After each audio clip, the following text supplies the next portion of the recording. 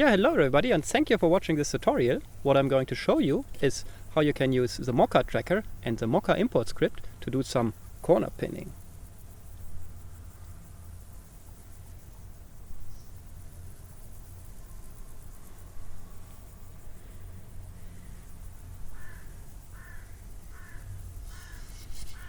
The only thing that you really have to take care of is that you don't, by accident, destroy your image.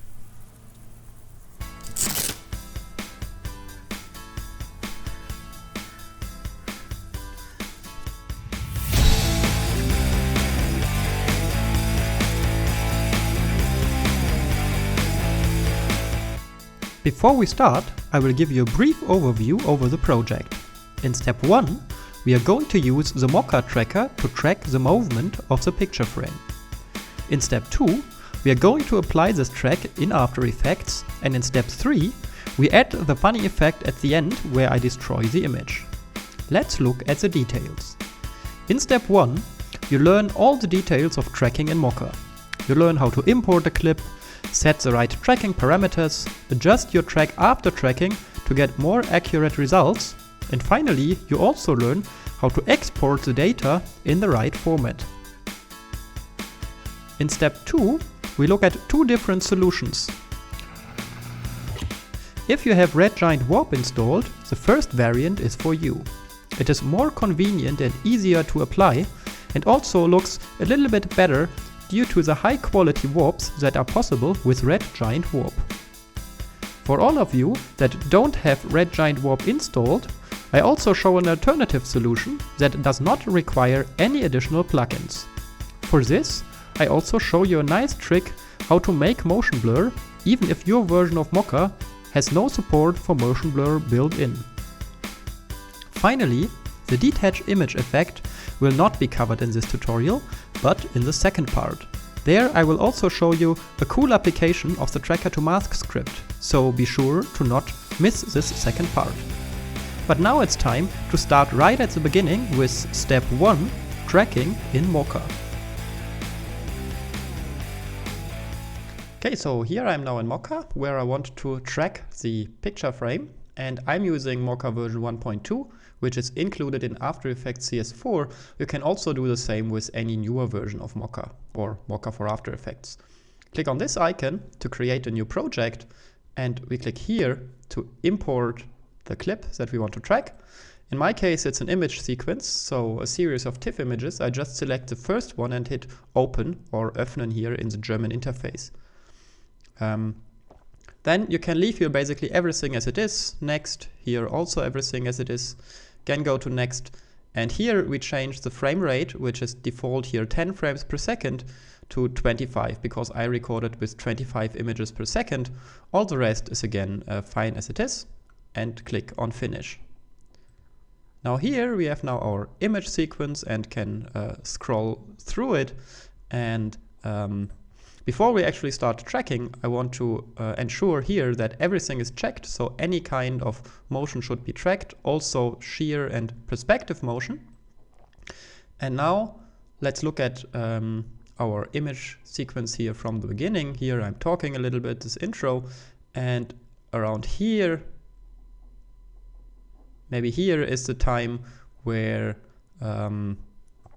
the picture frame should, or where the picture inside the frame should occur. Maybe a little bit, whatever, maybe. So maybe around here, it doesn't matter. Better start tracking a little bit earlier than the point where you want the picture frame to occur. So what I do is with this icon here, I draw a shape around the picture frame. And in this case, I'm trying to draw it quite precisely. With right mouse click you can stop, and then I drag here to make sharp corners, and so this defines the area that Mocha should track. You can also correct it later. You can see here you get a zoom detail that where you can put the corners precisely. Actually, it doesn't matter to get them so precise, but in this case I figured out that a precise shape works better. So also try, if this doesn't work, to draw a shape like 2 or 3 millimeters bigger than the frame, Sometimes this also works better, because then you can also track the border of it, so the contour of it better.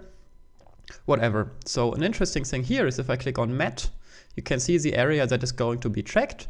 And one thing we do not want to have, that currently you see that the entire inside here of the picture frame is also red. And we do not want this to be tracked also.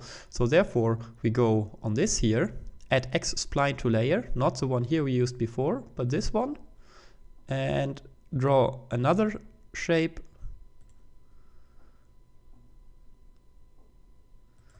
Like this. Again, right click to finish. And in this case, I do not pull here the edges to make it sharper, because these corners are actually, I do not pull here the corners, because these corners are quite informative. So it's nice, if you click again on matte, to include here these rounded parts also into the tracking. In this case, it just works better, so I leave it like this. So this track, or each track in Mocha, is always on a separate layer. So this is the first layer we have here, and we click on it and name it, call it track 1. And this is just because later we have to do further tracks and we want to have them in the same project and want to keep everything clean.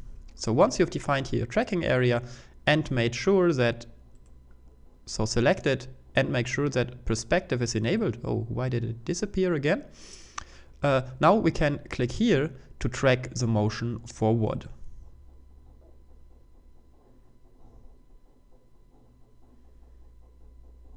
Now you can see that Mocha tracks this here quite nicely. You can also see that it takes a while, so I'm going to fast forward until the track leaves the frame.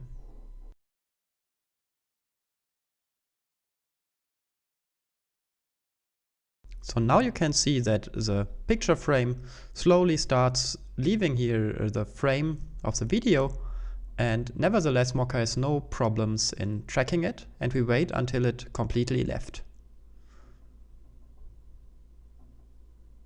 Okay, now it gets irritated a little bit.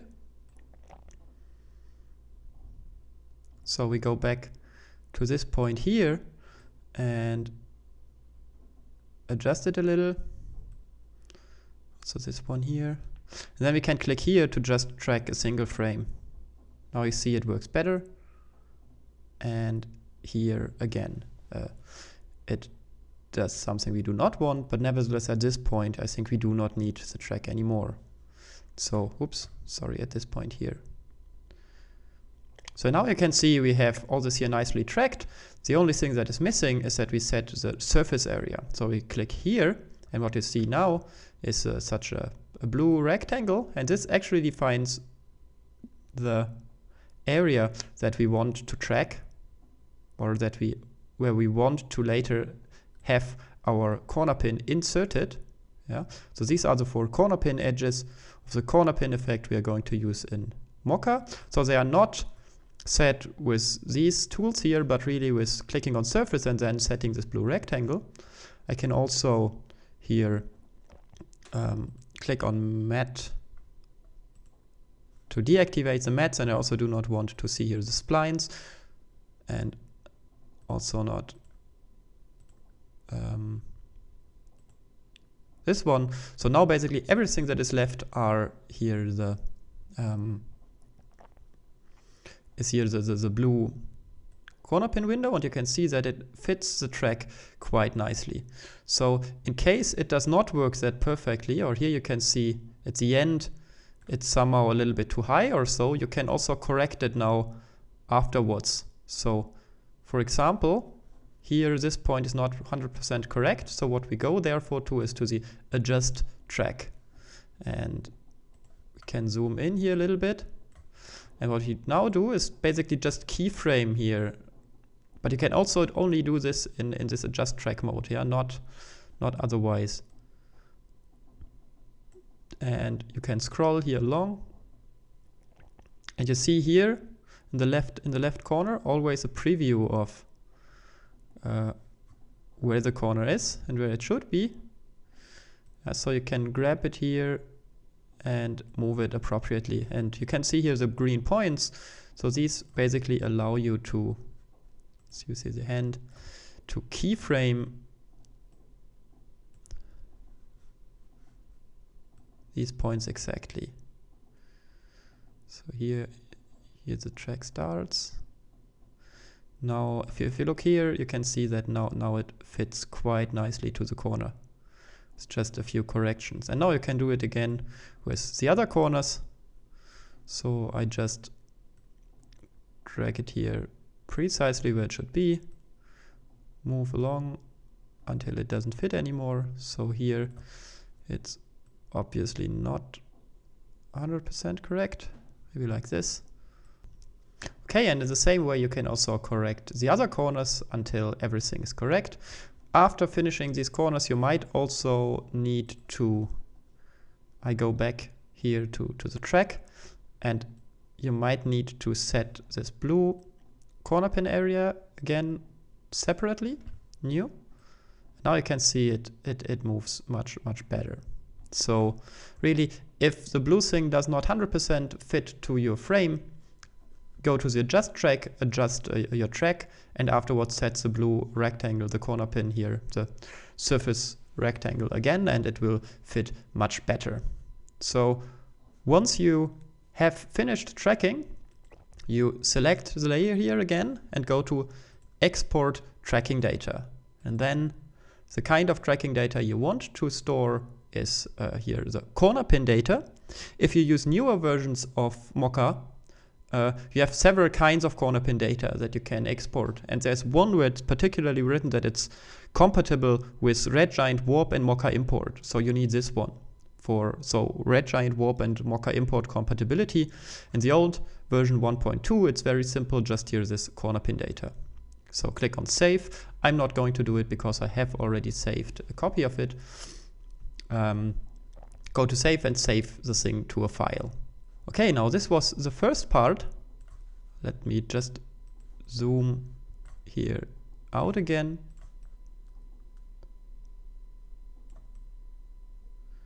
So this was the first part, and you can see here it leaves the frame, and now the frame occurs again. And so for this second part where the frame again occurs, we of course also need a track, but this time we're going to track it backwards from the point where the picture frame should disappear. And it should disappear about here. So from this frame again, we click on this icon and draw a second shape. Oh, you've seen we've deactivated the visibility of the splines. I right click to stop. So click here to see the splines. And you see that now we have track 1 and layer 2 is our new track. So I'm going to rename this to track 2. And for track 1, I'm going to switch off its visibility and also switch off this here, which is that it's going to be tracked. So we do not want to track track 1 anymore, but just track 2 from now on. So we disable this here. And we can also lock it to avoid changing it by accident. So, and now basically everything works as in the first time. So I drag, oh, sorry, undo. I drag here the corners to make them sharp. You have to move a little bit. You can also set the blue surface already before tracking. This basically doesn't matter when you set the surface rectangle, either before or after tracking.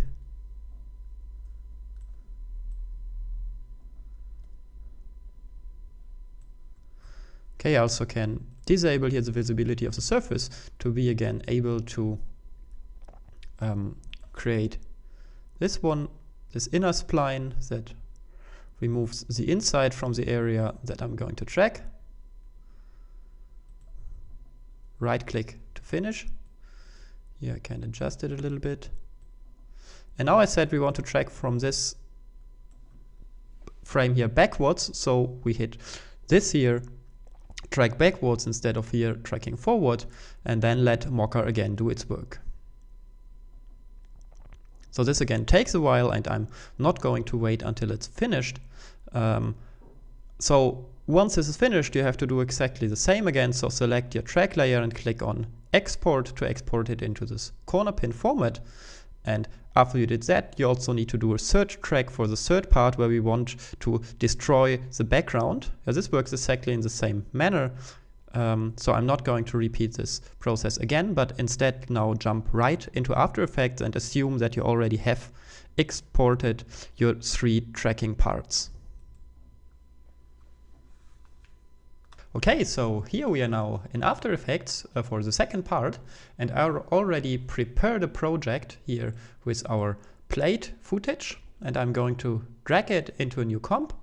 So here is our footage now, and what we are going to do is that we are going to duplicate this plate by hitting Ctrl D and rename it to track 1. And now we go to the point where the picture should occur. So maybe around here. This is looking a little bit strange.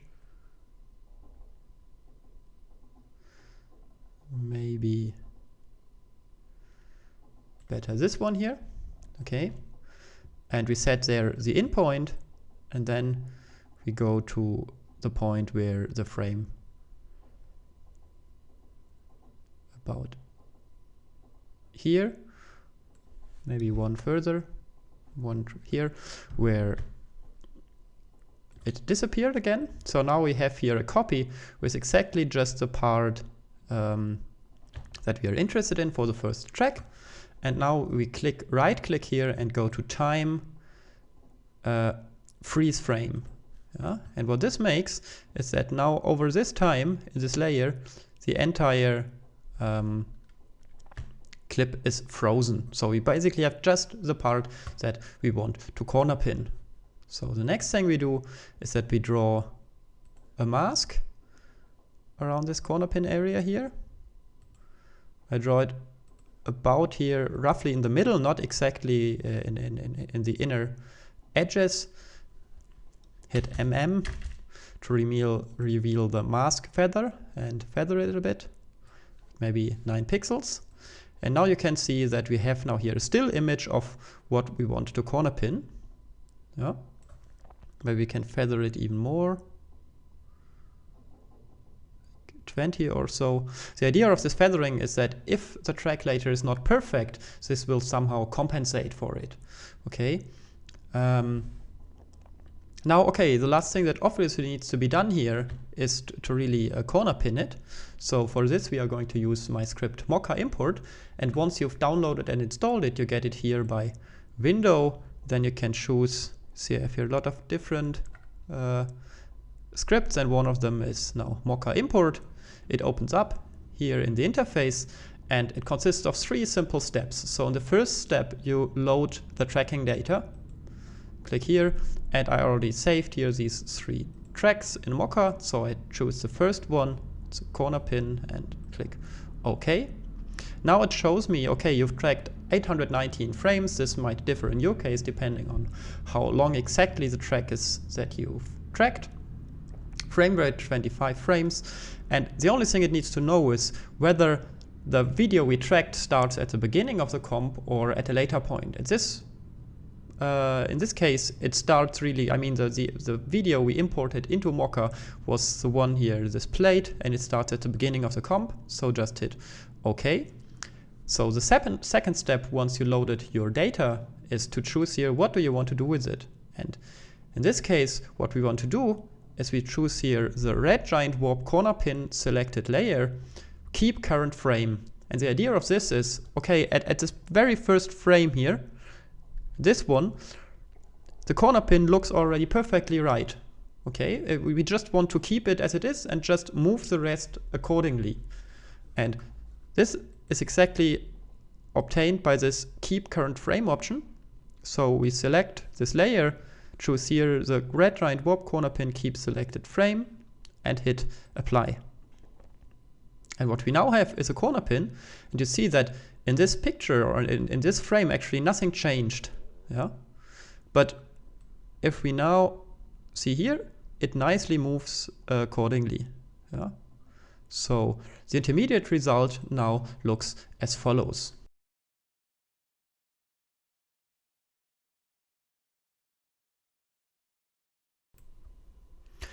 So this already looks quite convincing, but if you look at it in detail, you will notice that the picture is much sharper than the part around it while it moves. So this looks a little bit unrealistic, and what is actually missing here is motion blur.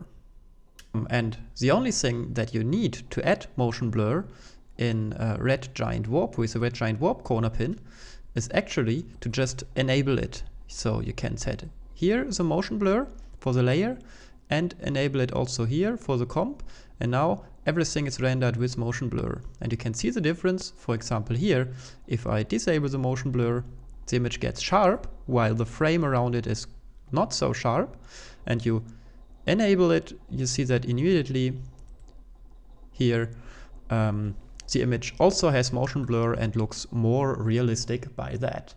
So let's just clean this up here a little. In particular, I want at around this point here the corner pin starts, so we don't need to render this layer before, just to speed things up. And here it disappears, so let's set here the out point of the layer. And so if you have Red Giant Warp with exactly the same technique, you can also then create the second and third part of the corner pin. But now for the second part, I'm going to show you how you can do it without the Red Giant Warp plugin, but just with the After Effects built-in corner pin functions. Okay, so if you don't have Red Giant Warp, you can do all these effects also. It's just a little bit more complicated and might just look a little bit worse than with the Red Giant Warp. But now let's explore this second option. So if you don't have Red Giant Warp, the first thing is exactly the same. You duplicate your background layer and go to the range that you want the corner pin to be in. So in this case, the corner pin should end maybe around here.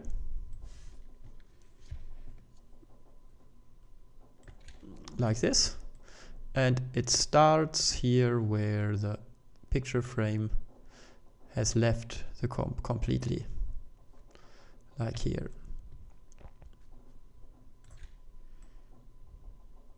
Okay, let's go here to the end and check again here time freeze frame to make it a freeze frame.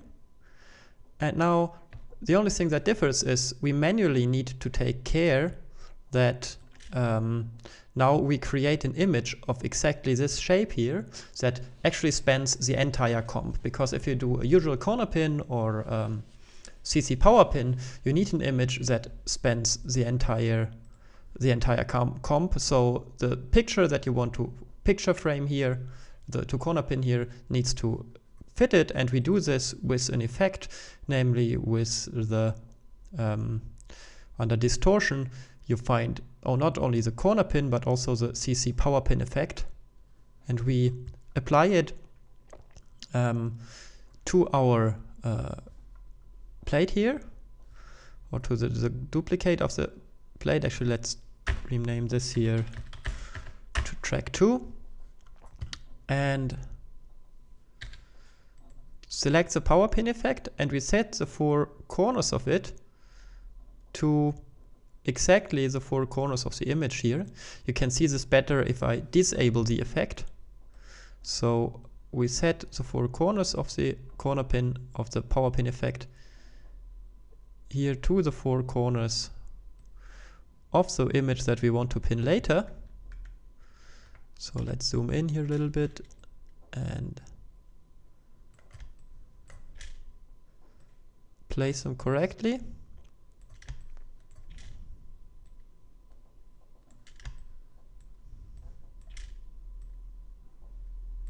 Like this. And now we enable this power pin and go here, check this one, which is called unstretch. And now you see what happened is actually that the region we marked here is zoomed to full screen, and this is, or to the entire comp, fits the entire comp. This is exactly what we need. And on top of this, we can now apply a second power pin with the help of Mocha import. So we go here, we load our tracking data. This time we select the second track, of course. It again informs us that everything was imported correct and the footage started at the beginning of our comp. And now we select here CC power pin selected layer. So this is like a simple corner pin effect, but you have a few more options that will be handy later on. And we hit apply. Now you can see that the corner pin is nicely included here. And what you actually have here on the layer are now two corner pins on top of each other. The first one was the one that stretched our image from the small part to the entire comp, and then the second one here that now moves this corner pin as we need it, or as we tracked it in Mocha. So again, what is missing here so far is motion blur. Okay, and in newer versions of Mocha, there's actually motion blur built in, so you just have to export the corner pin data format that includes motion blur. But I'm going to show you now a trick how you can do it also, how you can also have motion blur in the old version of Mocha that does not support motion blur by itself. So the idea of it is that we use a blur effect. So we select here our layer that needs to be blurred and go to Effect, Blur and Sharpen, and choose here Directional Blur, which just blurs into a certain direction. And what we need now somehow, I mean, if you look at this effect here, Directional Blur, it has two properties. The first is the direction in which the blur should happen. So, and the second one is the blur length, so how strong the blur is. So you can see if I pull this here up, we have a blur, and this blur goes into a specific direction. So I can turn it here like this, and it blurs the image into a specific direction. And what we basically want is to have both this blur length and also the direction driven by the movement of these corner pin points. Yeah, the faster they move, the stronger should be here, the larger should be the blur length, and it should also go into the direction that these points are currently moving in. And what I did is I prepared some expressions for you that you can readily directly use here. So I also put them to the downloads that you get to the tutorial. So here are two expressions that you can add by cut and paste. So I go to File or Edit Copy, or Control C to first copy the expression that gives me the blur direction. So I go here to Direction and Alt click on it, and then go to Control V to insert it. So you don't see anything here, but here now you can see that I just cut it and pasted this expression. And then I take the second expression, this one here, and paste it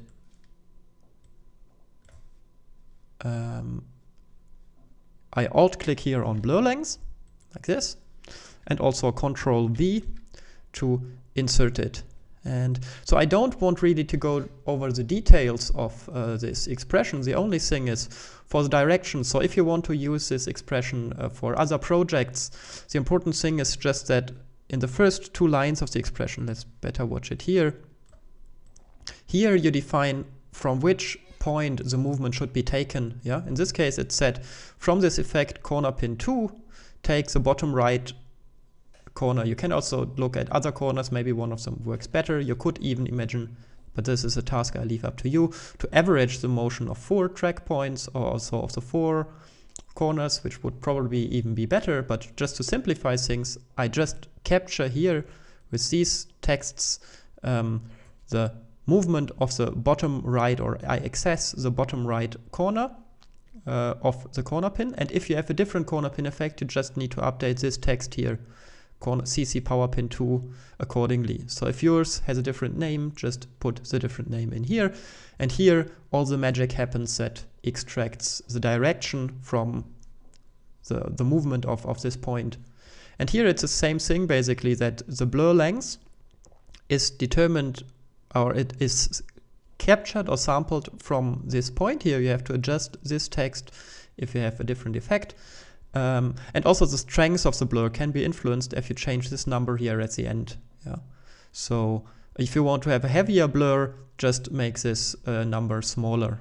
In this case, it's like I have a 25 frame rate, so 25 frames per second, then 50 works quite nice. Might be different, depends on your footage. Okay, so I've inserted here the two expressions, and now you can see that we have a nice blur. So you can see, especially here, if I turn it off, the image gets sharp. If I turn it on, it's blurry. And in particular, in points where I move slowly, like here, it is sharper than here, where the image is heavily or is moving very fast, and therefore it is also blurred quite a lot.